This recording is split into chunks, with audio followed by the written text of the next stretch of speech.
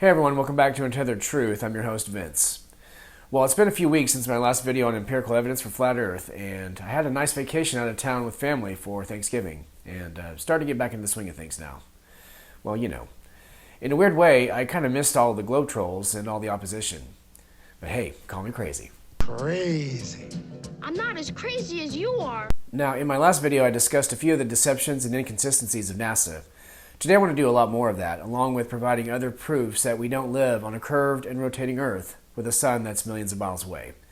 So get strapped in and get ready for this 5th edition of Empirical Evidence for Flat Earth.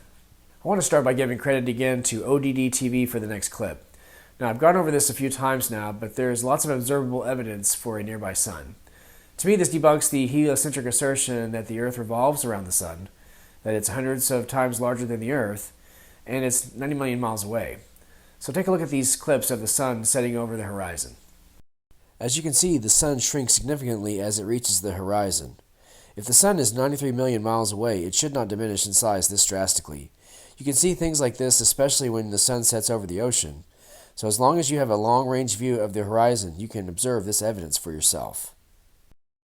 Now, all credit goes to Taboo Conspiracy for this next clip. Let's watch.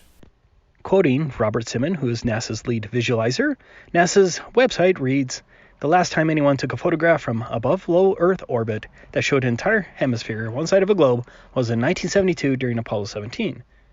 We'll talk about the fake Apollo moon missions later, but 43 years is still shocking to most people.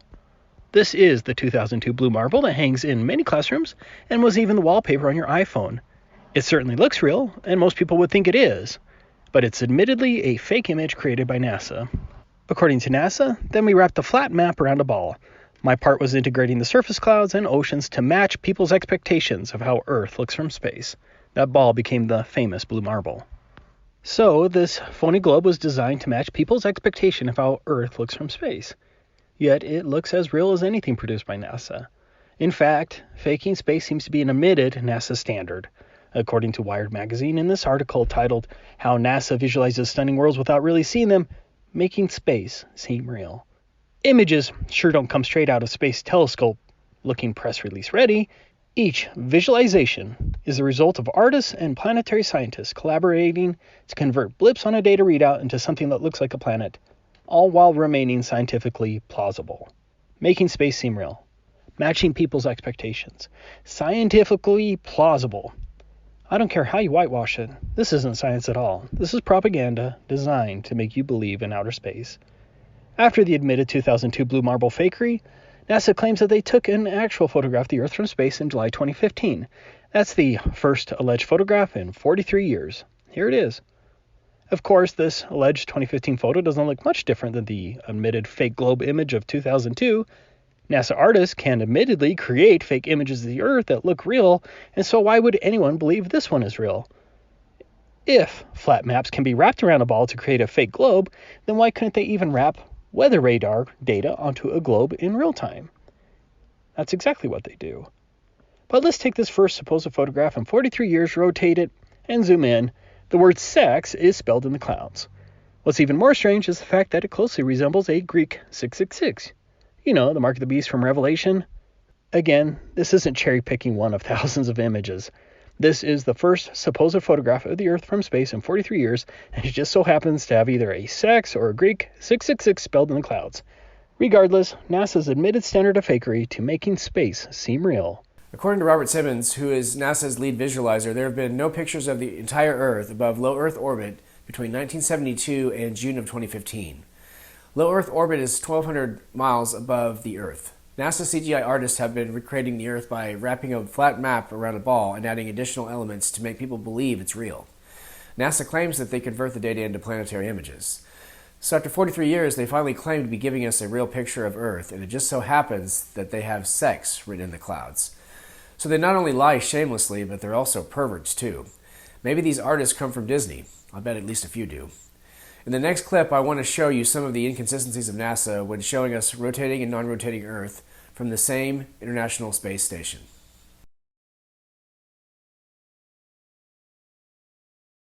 What do you do in your free time? And you can't help but want to just come to the cupola and look outside as much as you can. And a lot of folks, I play this game with myself about where we're flying over the Earth. Try to come in here and just guess. After being here for a little while, you can sort of figure it out. You can tell different cloud types over different continents.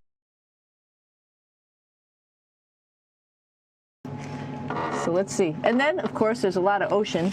So usually we're over the ocean at first glance.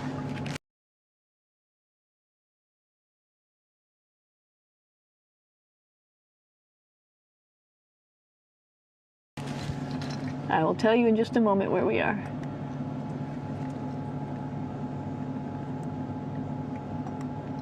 What? There we go. So, right now we are right over Africa. It's a little bit cloudy, as you can tell, but we're right over the continent of Africa. Do you notice the inconsistencies of Earth rotation from the ISS? Most of the footage outside and inside the ISS come from the same video tour of the ISS. In the intro, we see the entire ISS over a rotating Earth, but in the same video, we see a non-rotating Earth within the cupola view. I inserted a live from space feed from NASA of the same ISS that is supposedly 250 miles up. One part shows no rotation while the other parts do show rotation. So NASA shows both rotating and non-rotating Earth, while all amateur balloons or high-altitude plane footage shows a flat and stationary Earth. Who do you find more credible? Let's continue. By the way, you didn't ask, but I'm going to tell you. Do you know how high up above the Earth he was? No. So if you take a 63 miles.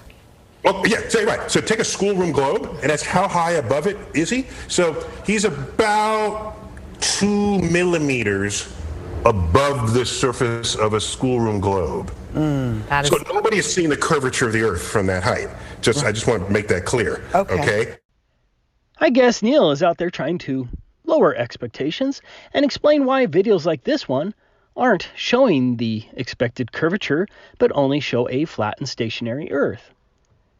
I say stationary because when you really think about it, the Earth should be spinning underneath this extreme high-altitude balloon at 1,000 miles per hour.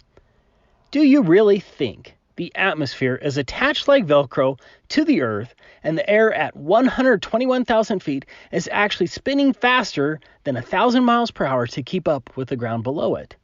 Once again, Taboo Conspiracy gets credit for the last two clips that we're going to cover today. So Felix Baumgartner was 53 miles up, and Neil says, once again, curvature cannot be seen at that altitude. In fact, he stresses to everyone that no one has seen curvature from that altitude.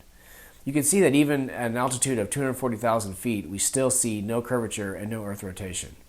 So why can't we see rotation at high altitudes if the Earth is moving? I think common sense and honest observation should tell you that the Earth is still and motionless. So here's the last clip I want to go over today. This is a curvature test across Salt Lake at Antelope Island. In this clip, you're going to see that from over 21 miles, a laser can be seen at line of sight. Just take a look. Based on the alleged globe circumference of about 25,000 miles, the Earth must curve away from you at 8 inches per mile squared. The formula is simple and accurate over all visible distances and has been proven by engineering software. At just 10 miles, there should be a measurable curvature drop of 67 feet, 20 miles, 267 feet, 60 miles, 2,400 feet. To calculate what amount should be hidden behind the alleged globe bulge, you can use an online calculator like this one. We can prove that this curvature does not exist. For example, in this video I filmed the opposite shore 21.03 miles away. You can see both the laser source and its reflection on the water. That laser in the opposite shore should have been between 218 to 223 feet below the globe horizon. No curvature is present. You can see that I have a direct line of sight as I'm looking straight at the intense source of the laser. I'm not seeing the laser from an angle. Also, notice the reflection of the laser on the water. As I said in the video, did both the laser and its reflection hop the curvature to present a false flat Earth? Where did the massive Earth bulge run off to?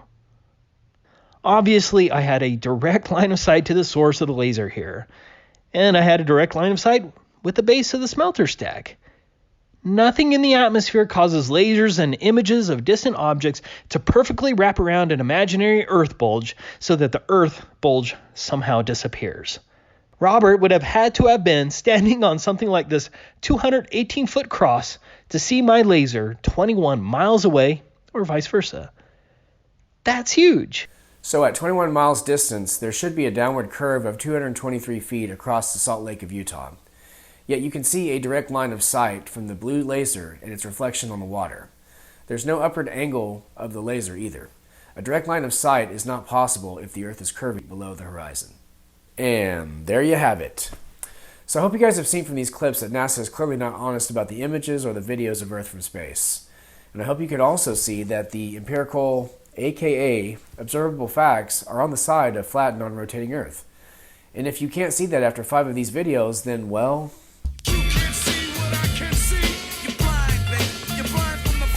So that will conclude our video for today. As always, stay agile and keep pursuing truth, my friends. God bless you all, and peace out. Hey guys, thanks for joining me today. Please don't forget to like, comment, subscribe, and share the video with friends and family. You can follow me on Facebook at Untethered Truth Prevails. You can also find me on Twitter at UntetheredVince. If you'd like to give to me financially, you can go to Patreon, and you can find me there at Untethered Creations. I'm also on Venmo, and you can find me if you go to Vince-Barton-1. Once again, I really appreciate you all for joining me, and I wish you good success in the pursuit of truth. Grace and peace to you all.